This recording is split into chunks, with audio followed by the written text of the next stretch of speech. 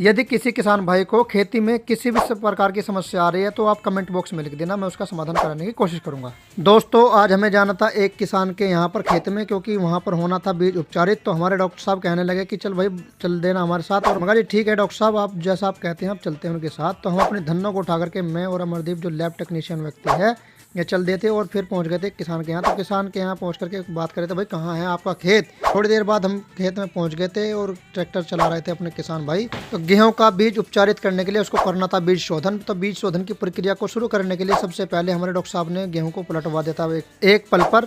उसके बाद डॉक्टर साहब ने कर दी थी बीज शोधन की प्रक्रिया शुरू। तो ट्राइकोडर्मा के साथ उन्होंने कर देता इसकी शुरुआत। तो ट्राइकोडर्मा मिला रहे थे और किसानों को जानकारी दे रहे थे हमारे डॉक्टर साहब कि भाई बीज शोधन करने से जो किसान की जो उपज है, गेहूं की जो उपज है वो बढ़ती है। और कैसे बढ़ती है वो उन्होंने उसकी पूरी प्रक्रिया बताई थी। फिर हमारे डॉक्टर साहब कहने लगे थे यदि किसी किसान भाई को खेती में किसी भी